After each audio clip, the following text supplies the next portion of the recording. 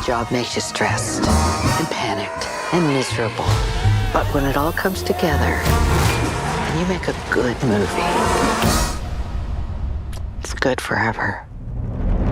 Zoe, ma'am, welcome to the Awards Tour podcast. Thank you so much. I'm going to start with congratulations for your nomination for Guest Actor in a Comedy Series, which I think is pretty incredible. The fact that you came in playing yourself and you're going to walk home with an Emmy nomination.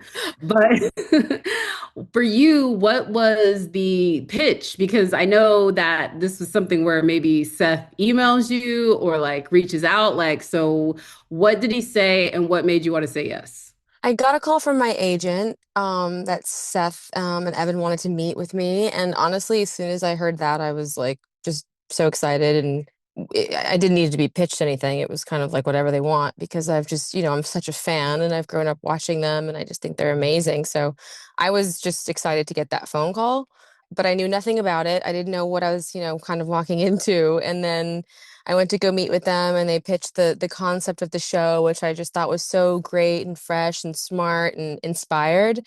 And then they pitched me the Golden Globes episode, which was originally the only episode I was meant to do. So they pitched the concept, which I thought was just so great and so funny and so interesting and just a fun kind of thing to dig into and explore, within our industry and just the concept of art and awards and all of that. And then, yeah, we had a great time doing it. And while we were shooting, they asked if I wanted to come back and do the last two episodes, and I was stoked. Well, obviously, the episode went well from their estimation on set. It's also one that has gone very well afterwards. I think like it's become one of the more talked about episodes. Have you sort of gotten any inkling of like the impact of just the studio in general, but your participation in it? Because I do feel like it's that one that like, I don't know, it has extra industry cred, I think now, because everyone's like, oh, did you see this person? And did you see that person? Like, have you felt that a little bit as one of the, let's be real, of the cavalcade of stars in the studio? You're at the top, Emmy nom.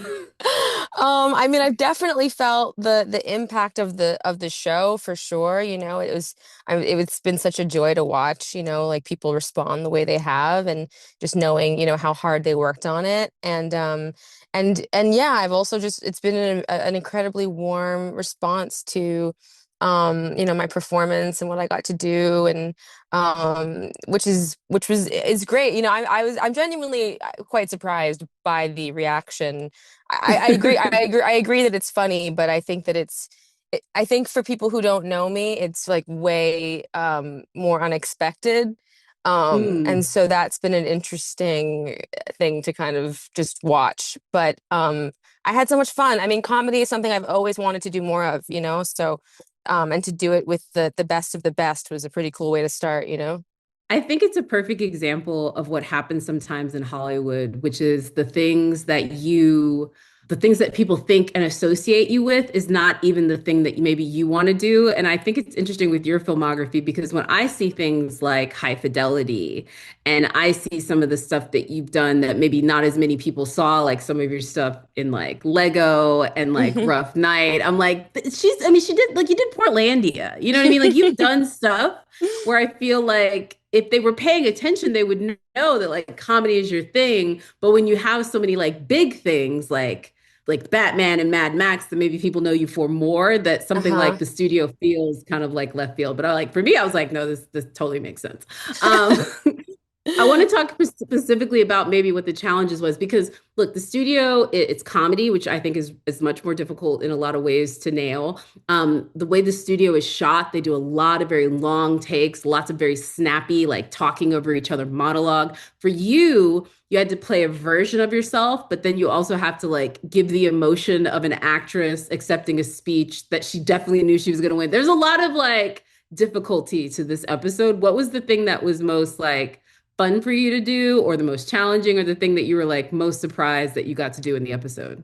I mean, I had fun doing the whole thing. I felt like it was so well written and, even though of course like there's challenge that comes with doing these very long takes, I also think that it creates a certain amount of like kind of kinetic energy and requires a certain amount of focus, and also requires everyone to kind of be on the same page and and be connected to each other. So I thrive off of that, you know. I think it added some adrenaline, but also just like this magic happens when we all kind of have to, you know, get it together, you know. And so I really enjoyed that aspect of it. I hadn't acted in quite a long time. It had been like maybe 4 years or so since I'd been on camera.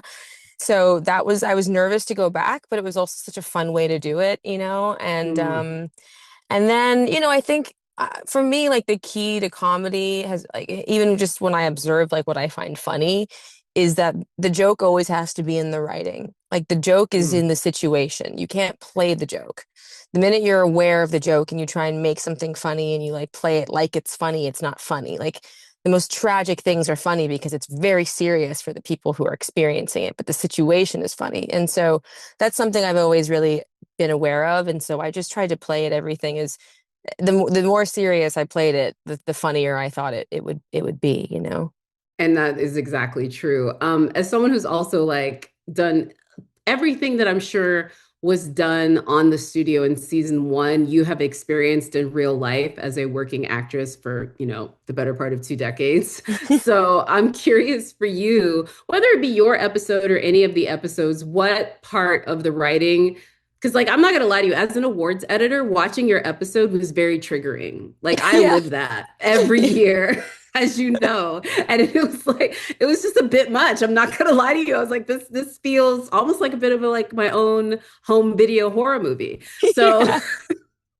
what was that moment for you? What was that moment for you that had that same sort of like, oh, this hits a little too close to home?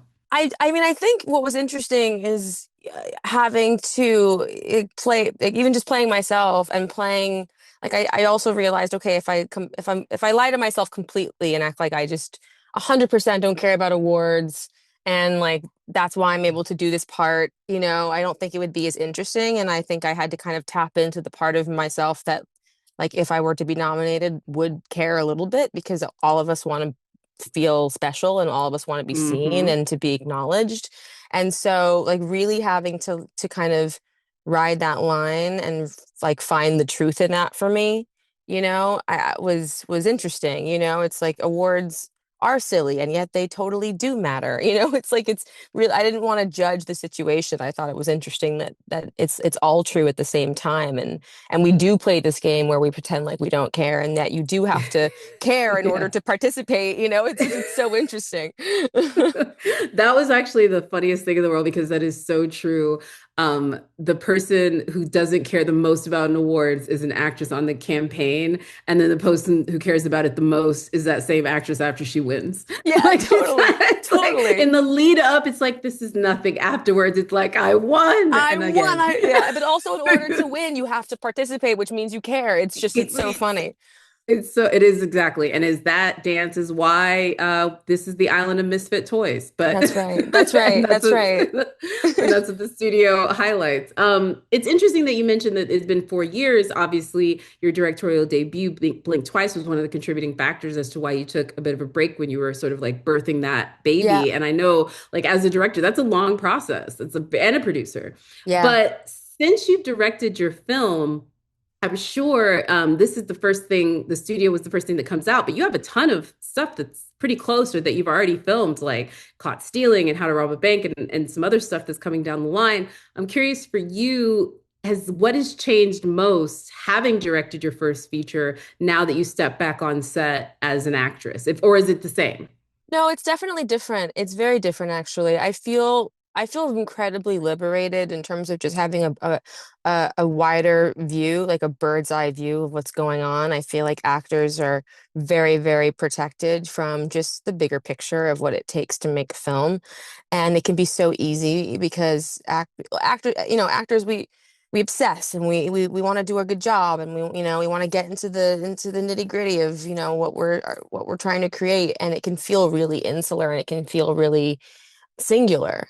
And I think now that I'm so aware of just, you know, everything that goes into a production, like not only the crew and like what they're doing, but like months before, and the writing and the scouting and like and what they're going to have to do after and all of it, you know, it's just like it's this major gift, I think, because it actually got me out of my head in terms of just wanting to do a good job and it's become so much more about wanting to contribute to this like incredible like this miracle that's going to have to happen, you know. So it's taken some of the pressure off. It's made it a lot more fun, you know. That's interesting. Hmm. I wouldn't expect you to say that, but I'm glad you're saying like it made it more fun. I want to talk about a couple of things from the sort of like earlier stops in your filmography. And the reason why I do mention this is because, I mean, I hate to say it, but your character in X-Men First Class, like it was one of those ones where it's like, what happened to Angel? Like, let's just be she was pretty badass. She was like not having it from like day one. And I just think in this like new multiverse where like Kelsey's popping back in and like, you know what I mean? Like maybe do you know if they called to say like, what are you up? What do you say? What do you You, say? they're like you X-Men saying you up is so funny. Yeah. I mean I literally haven't thought about that at all. I mean I guess why not? It holds a special place in my heart. That was like one of my first jobs ever, you know? So it was just like such a fun experience. Me and Nick, actually I'm working with Nick Holt right now, and we were just talking about it the other day, like just how young we were, and like it was you know, it was the beginning of everything. But I mean, I haven't thought about it, but like sure, why not? You know, why not? I just love how you're like, I hadn't thought about it, but now that I have, sure, look, Yeah. spin the wheel. I'm gonna Like, call now that you've mentioned it, I'm calling my agent right after this, and I'm gonna make it happen. and that's, I mean, like you're reading my mind a little bit because that was my next question because I know you are currently right now. One of the reasons why we're in an audio format is you are in costume because you're on set right now with David Leitch and Nicholas Holt and Anna Sawai from Shogun filming How to Rob a Bank. Yep. And I don't know anything about it. Also, Pete Davidson. But the only thing I do know, if it's David Leitch, you're going to be hitting something. Somebody's going to be hitting somebody. Like, I mean, no offense, but I don't really see him doing a Merchant and Ivory production called How to Rob a Bank. So, Yeah, it's so true. are you stunting? We've already seen you do this before, so it's nothing new. But can you preview anything about it? I think the title says enough, and the Yeah. log line. You know, my character doesn't have too much stunt work, to be Oh, honest. I know, but it's happening. And I actually, you know, they made like this little kind of just a teaser to show the casting crew the other day of what we've shot so far, and it is so exciting. I mean, oh and it's wow. actually even cooler because a lot of my stuff was with John C. Reilly, and it's not super action packed, our little, you know, our section. But then to see what they've been doing when we're not on set it completely blew my mind. I'm really, really stoked for this film, and I think it's different for him in so many ways, and is also giving you everything you want from a David Leitch film. And yeah, it's exciting. This is going to be a very cool movie. This is a movie you're going to want to see in the movie theaters. I think it's just kind of everything you want when you go to the movies. It's great, and we're having a really fun time making it. I mean, I would imagine with that cast. And it was really funny because I did notice this too when I was like getting ready for this because you did X-Men with Nick Holt. And then Uh-huh. you also did Mad Max Fury Road with Nick Holt. And so I was just Yeah. kind of like in the Nicholas Holt, Zoe Kravitz universe, nothing but hits. So this one is like No skips. No no, I mean skips. seriously, like this is all bops right here. So I feel like the two when your powers combine, magic happens. Thank you. I'll tell him you said that. I mean, he's one of my favorite people, and it's just, you know, it's so nice when when you work long enough where you make these real friends, like these lifelong friends, and you get to kind of come together and see each other and work together after a few years. It's like it's such a delight, you know? And feels like a family reunion. Well, Exactly, yeah. before you get out of here, though, I think the internet would stab me, even in an audio format, if I didn't at least allude to the big black cape in the room, or the long nails in the room. If we want to make it on the Catwoman side, you will always be a Catwoman, and you go down in the pantheon, going back to like Julie Newmar and Eartha Kitt, and then more Yeah. recently, obviously, with Anne and Michelle. Have you ever had any like of the other Catwoman moments? Have you met any of your counterparts and had the like? Because I know for a fact, Michael Keaton's talked to I think Rob and some of the other people. Like, I'm just Yeah. curious for you. Yeah, I mean, I didn't not before we shot, but after I've seen Anne, and so lovely and complimentary, and yeah, it was so lovely. And Hallie too, they all gave me a lot of love. Oh, I love that. Yeah. Bringing it back to the studio, because you did come back for the last two episodes, which I also think is like I don't know. I personally feel like that was a testament to what you kind of did on set, but because of it, you knew that you were only coming in for the one episode. When they brought you back, did they outline like specifically bringing you back for not just one but two episodes and how that was going to integrate in? Because although you're nominated for I think the season, those episodes are included. Yeah, I mean they were kind of pitching this. I think we were at lunch one day when we were shooting the Golden Globes episode, and they obviously had probably talked about it amongst themselves, and then they said, "Hey, there's this part that I think they had written it originally. I think it was originally for like John Cena or something. Like they had this like Shut idea. up, really? Yeah, it was like they wanted like some really big, strong dude or something. And then I just think I don't know if he was. I don't know if it was because he wasn't available. I don't know, but I think they were looking for someone for that part. And they were like, "Do you want to come back?" And there's this part where someone, basically accidentally takes a ton of mushrooms. And I was like, "Yeah, like I want to keep hanging.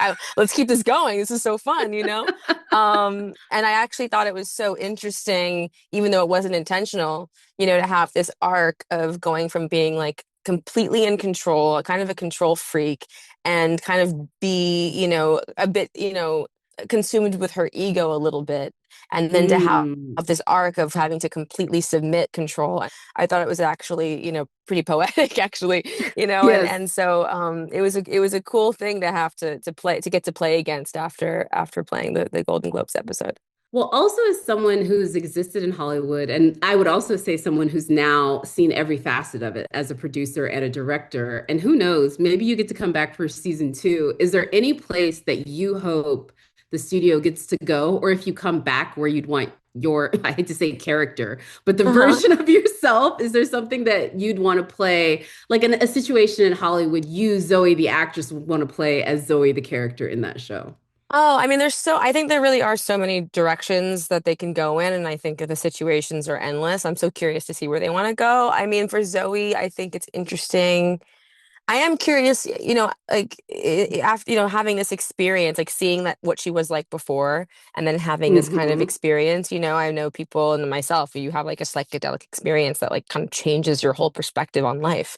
And so it'd Oh. be interesting to see like if it changed her at all, or if she's right back to kind of like playing the game again, or if it's kind of changed how she looks at celebrity and art, and does she even want to be a part of it anymore? I don't know. There's so much, like if they couldn't get her to go to the Blackwing set because she's like Yeah, living. girl, you got the name of the title of the movie, the I fake know, I know, I movie. know. It's so fun. It's so fun. I mean, I'm sure they're gonna know what to do, and I follow their lead. It's I'm just gonna show up if they call. But there's some fun things I think we could do with it for sure.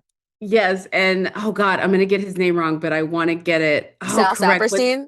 Yes, thank you. No, but no, not Sal Saperstein. Your Oh, agent, your agent. What's his Oh, name? Krumholtz. Crummel. Krumholtz. Yes, Yeah, he's great. David. Yeah, David. he's Yes, wonderful. Mr. Agent. Like just the fact that the wrong word in a Golden Globe showroom could end a production, like that is actually so real. That I is like a know. real thing that could really happen. Like I they've know. decided that you are not the person, and that is not the way that it goes. And it But all I just falls appreciate apart. Yeah, it's so it. It funny. all falls apart.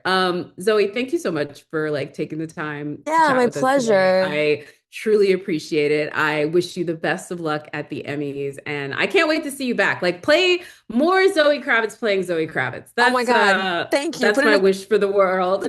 Put in a good word for me if you talk to the boys. Also, I just think it's so funny if you do win it, it'll literally say Zoe Kravitz playing Zoe Kravitz. Like that's hilarious. Oh, why not? So funny. Anyway, thank you so much. Thank you so much. It was nice talking to you.